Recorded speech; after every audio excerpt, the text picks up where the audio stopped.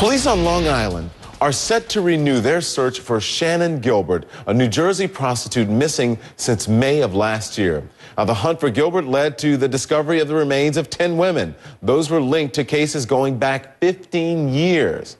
And for a time, the hunt led authorities to suspect the deaths were the works of several killers. But that changed this week with a chilling admission from police. Well, our theory is now that there's one killer involved. We're leaning towards the one serial killer scenario. Right, so to better help us understand the inner workings of a serial killer's mind, forensic psychologist Dr. J. Buzz von Ornsteiner joins us now. We're going to call him Dr. Buzz. He has worked with convicted murderers and rapists in the New York State prison system, and he currently runs a mental health court advocacy program rehabilitating the mentally ill and prostitutes arrested for posting ads on Craigslist. He joins us tonight from New York. Thank you, sir, for joining us. Doing okay? Yes, thank you for having me. So, Dr. Buzz, listen, tell us what exactly goes through the mind of a serial killer, and what do you make of this Long Island case so far? Well, one thing we do know is that 4 to 5 of the victims were all prostitutes, were all on Craigslist.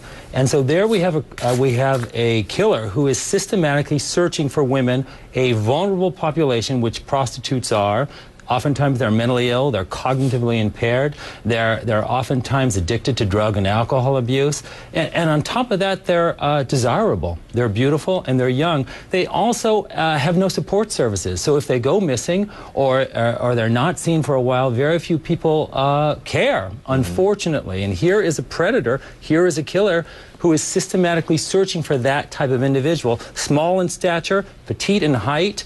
In addition, there was a male found, but that male was dressed in women's clothing, was also petite in height, and is possibly working as a transgender, but also in the sex population as a sex worker. And then in addition, they found a toddler, and they believe the mother. Unfortunately, I know this may sound terribly disturbed to many people, but I work with prostitutes who oftentimes use their child as a tool. Yes. Oftentimes to try to get more money from the John, and in addition to that, if they feel they're going to get arrested, they think possibly the police won't arrest them if they're with a child. It's a very sad, disturbed population. Yeah. So I have to ask you this. That's what makes these women attractive to the serial killer. He's looking for that sort of person and the opportunity that goes along with it. I have to ask you this, Dr. Buzzo. In the Long Island killings, the first case goes back 15 years, yet they haven't found the killer. Yes. Why is it so hard to crack this particular case? It's been a long time. One of the reasons is we only go by profiling and research. Every serial killer, of course, is an individual just like we are, and these killings have been going on for at least 15 years. Now, if this individual started, and I do believe it's a male, because generally women do not engage. They do engage in serial killing, but it's usually through poison or through advancement, through marriage, kind of like a Black Widow type individual. So I believe this is more looking towards a male killer.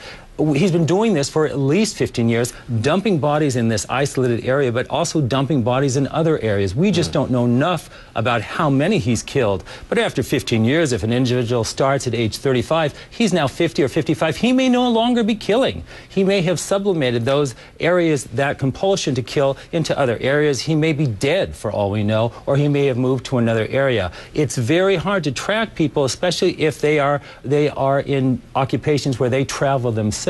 This individual, though, clearly this is a home base for him. He's familiar with the area, and it was an excellent, unfortunately, an excellent dumping ground because it took those many years. You bring up a good point, Yes. because a lot of people have been asking, from the information that you have, does he live in this area?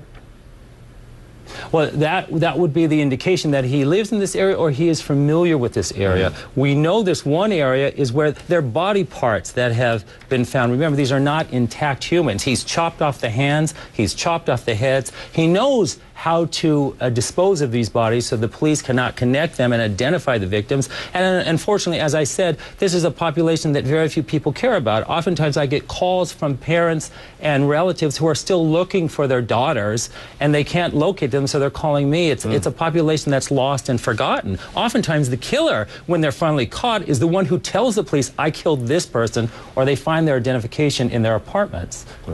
Thank you. So they're actually telling the police finally that they're killing them. Yeah. Thank you, Dr. Buzz. We appreciate it. Good analysis there, okay? We're going to have you back.